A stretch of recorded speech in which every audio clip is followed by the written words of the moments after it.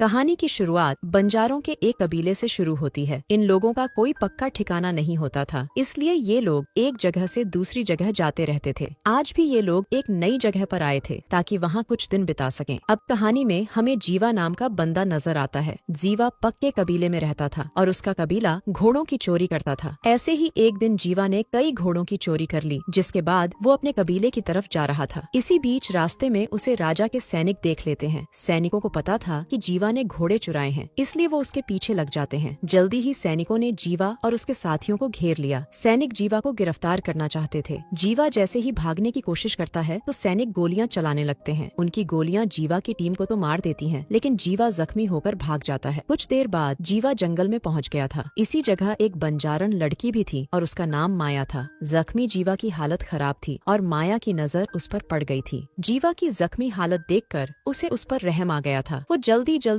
उसके पास आकर अपने जादू का इस्तेमाल करती है, जिसके बाद जीवा की हालत में सुधार हो जाता है। वैसे माया अपने जादू से थोड़े बहुत ही जख्म ठीक कर सकती थी। जीवा की हालत में सुधार करने के बाद वो उस पर कोई लेप लगाती है और फिर से जादू करने लगती है। जीवा की हालत अब पूरी ठीक हो गई थी और उसे ठीक करते ही माया गायब सी हो जाती है। जीवा उसे ढूंढने की काफी कोशिश करता है, लेकिन वो उसे कहीं भी नजर नहीं आती। कुछ देर बाद जीवा अपने कबीले में पहुंच गया था। उसका कबीला काफी गरीब था, इसलिए ये लोग घोड़ों की चोरी करते थे। जीवा की एक लवर भी थी और उसका नाम सितारा था। जीवा को देखकर वो बहुत खुश हो गई थी। जीवा उससे मिलने के बाद अपने पिता से भी मिलता है। वो अपने पिता को सब बताता है कि सैनिकों ने मेरे साथियों को मार दिया है। दूसरी तरफ माया अपने दोस्तों के साथ पास वाले कस्बे में घूम फिर रही थी। माया को गाने का बेहद शौक था, इसलिए वो आज भी घूमते घूमते गा रही थी। सभी लड़कियां गाते गाते आगे बढ़ रही थीं कि इसी बीच एक घोड़ा गाड़ी तेजी से उनके बीच से गुजरती है। गाड़ी किसी को जख्मी भी कर सकती थी, इसलिए माया गाड़ी पर गुस्सा करती है। वैसे ये गाड़ी विंस नाम के अमीर बंदे की थी। उसके कहने पर गाड़ी को वापस लाया जाता है, जिसके बाद गाड़ी तेजी से माया की तरफ बढ़ने लगती है। गाड़ी की रफ्तार देखकर माया बिल्कुल नहीं डरती, बल्कि घोड़े ही उसे देखकर रुक जाते हैं। माया की दिलेरी देखकर विंस भी हैरान हो गया। वो गाड़ी से उतरकर उसकी दिलेरी की तारीफ करता है और फिर उससे माफी भी मांगता है। माया जैसे ही उसे माफ करती है तो वो उससे उसका नाम पूछता है। माया नाम बताने के साथ साथ गाड़ी चलाने की भी इच्छा जताती है। विंस जल्दी जल्दी चालक को चलता करता है और फिर लड़कियों को गाड़ी में बिठा लेता है। देखते ही देखते माया गाड़ी दौड़ाने लगी। विंस भी उसके पास ही था और उसे माया का साथ पसंद आ रहा था। माया पहली बार गाड़ी चला रही थी, लेकिन उसे देखकर ऐसा नहीं लग रहा था। वो किसी माहिर की तरह गाड़ी दौड़ा रही थी और घोड़े भी हवा से बातें कर रहे थे। दूसरी तरफ जीवा अपने नए साथियों के साथ घोड़े चुराने की तैयारी कर रहा था। जल्दी ही जीवा अपनी कोशिश में सफल भी हो जाता है और इस बार भी कई घोड़े चुरा लेता है। वैसे इस बार जीवा ने गलती से राजा के घोड़े चुरा लिए थे। राजा को जैसे ही चोरी का पता चलता है तो उसने अपने सैनिक जीवा के कबीले में भेज दिए। सैनिक कबीले में आकर तोड़फोड़ करते हैं। जीवा कबीले में नहीं था, इसलिए सैनिक सभी से जीवा के बारे में पूछ रहे थे। जब कोई भी उन्हें जीवा के बारे में नहीं बताता तो सैनिक फैसला करते हैं कि वो पहले कबीले के घोड़ों को मारेंगे और फिर कबीले के बंदों को मारेंगे। इसके बाद वो जैसे ही घोड़ों को मारने लगते हैं तभी जीवा का बाप उनके आगे हार मान जाता है। वो सैनिकों को जीवा का पता बताने के लिए तैयार हो गया था। उधर जीवा भी सैनिकों से बचने के लिए कस्बे में छुपा हुआ था। उसे भी पता चल गया था कि उसने गलती से राजा के घोड़े चुरा लिए हैं। जल्दी ही जीवा के पास उसका पिता आता है। उसके पिता के साथ सैनिक भी थे। जीवा के पिता ने कबीले को बचाने के लिए ये सब किया था। सैनिक जल्दी जल्दी जीवा के पास आकर उसे गिरफ्तार कर लेते हैं। उधर विंस बंजारों के कबीले में पहुंच गया था। वो यहाँ माया से शादी करने आया था। वो माया के लिए तोहफे भी लेकर आया था, जिन्हें देखकर माया खुश हो जाती है। विंस माया के बाप से माया का हाथ मांगता है। उसे माया से प्यार हो गया था, इसलिए वो उससे शादी करना चाहता था। माया का बाप शादी का फैसला माया पर छोड़ देता है। माया शादी से मना कर देती है क्योंकि वो अपने कबीले में ही शादी करना चाहती थी। दूसरी तरफ जीवा जेल में बंद था। एक पादरी उसे समझाता है कि तुम्हें अपने गुनाहों की माफी मांगनी चाहिए। जीवा ऐसा करने से मना कर देता है क्योंकि उसकी नजर में घोड़ों की चोरी करना कोई गुनाह नहीं था। अगली सुबह बंजारों का कबीला फिर से नई जगह की तरफ जा रहा था। ये लोग एक ही जगह पर ज्यादा दिन नहीं रहते थे, इसलिए अब किसी नई जगह की तरफ बढ़ रहे थे। इसी बीच विंस फिर से उनके पास आता है। बंजारों को जाता देख वो परेशान हो गया था। माया का बाप उसका स्वागत करता है और विंस के पूछने पर वो बताता है कि हम एक ही जगह पर ज्यादा दिन नहीं रह सकते। विंस एक बार फिर से शादी की बात करता है। वो माया से शादी के बदले अपना सब कुछ बंजारों में बांटने को तैयार था। माया का बाप इस बार भी सब कुछ माया पर छोड़ देता है। माया इस बार भी शादी से मना कर देती है। इस बार तो वो विंस पर गुस्सा भी करती है और उसे अपने से दूर ही रहने को कहती है। माया की न सुनकर विंस को लगा कि माया को अपनी खूबसूरती पर बेहद घमंड है, इसलिए वो उसे बुरा भला कहता है। दूसरी तरफ कस्बे के लोग काफी खुश नजर आ रहे थे क्योंकि आज जीवा को सजा दी जाने वाली थी। कस्बे के लोगों का मानना था कि जीवा की मौत के बाद उन्हें अपने घोड़ों की चिंता नहीं रहेगी। जल्दी ही जीवा को खुली जगह में लाया जाता है। उसे सबके सामने ही सजा दी जाने वाली थी। जीवा को जैसे ही सजा दी जाने लगती है तभी उसका एक साथी आकर उसे अपने साथ भगाकर ले जाता है। सैनिक दोनों को रोकने के लिए गोलियां चलाते हैं लेकिन फिर भी दोनों भाग जाते हैं। वैसे इस बार सैनिकों की गोलियों ने जीवा के साथी की जान ले ली थी। जीवा के साथी ने उसकी जान बचाई थी, इसलिए जीवा पूरे सम्मान के साथ उसकी लाश को दफनाता है। इसके बाद जीवा आगे बढ़ने लगता है और रात होते होते बंजारों के कबीले में पहुंच जाता है। जीवा को फिर से देखकर माया खुश हो गई थी क्योंकि उसे शुरू से ही जीवा पसंद आने लगा था। अगली सुबह बंजारों का कबीला फिर से आगे बढ़ने लगा था। जीवा भी इनके साथ ही था क्योंकि वो भी सैनिकों से बचने के लिए किसी नई जगह जाना चाहता था। दोपहर के बाद जब बंजारा कबीला आराम करने के लिए रुक जाता है तो माया और जीवा एक खेल खेलते हैं। इसके बाद दोनों बैठकर बातें भी करते हैं और बातों बातों में एक दूसरे के करीब आ जाते हैं। अगली सुबह जब जीवा नींद से जागता है तो उसे अपने पास माया नजर नहीं आती। पास ही काम कर रही एक बंजारन बुढ़िया उसे देखकर हंसने लगती है। जीवा उसे चुपचाप देखने लगता है। बुढ़िया उससे कहती है कि माया ऐसे ही गायब हो जाती है क्योंकि वो किसी की नहीं हो सकती। जीवा उससे माया के बारे में पूछता है जिसके जवाब में बुढ़िया बताती है कि वो सुबह होते ही कबीले के साथ चली गई थी। जीवा अब उससे पूछता है कि उनके साथ तुम क्यों नहीं गई। बुढ़िया बताती है कि मुझे कुछ जड़ी बूटियां इकट्ठी करनी थी, उन्हें इकट्ठा कर मैं भी कबीले के पास चली जाऊंगी। जीवा अब उससे कबीले के बारे में पूछता है। बुढ़िया उसे बता देती है कि कबीला किस तरफ गया है। जीवा जल्दी जल्दी अपने दोस्तों के पास आता है। उसने माया से शादी करने का फैसला कर लिया था, इसलिए वो अपने दोस्तों के पास तैयार होने के लिए आया था। तैयार होकर वो कबीले की तरफ बढ़ने लगता है ताकि माया से शादी की बात कर सके।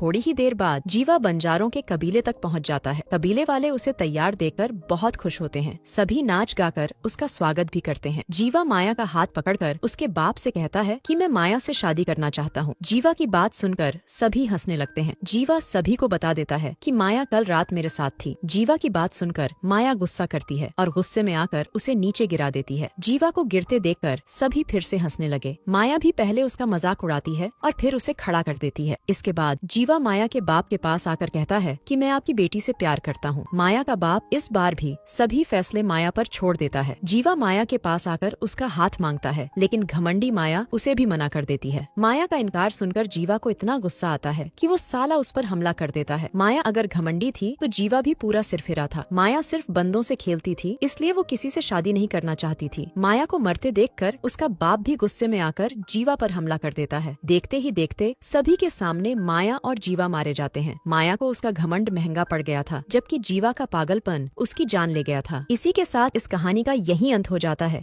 हमारी वीडियो देखने के लिए बहुत बहुत धन्यवाद।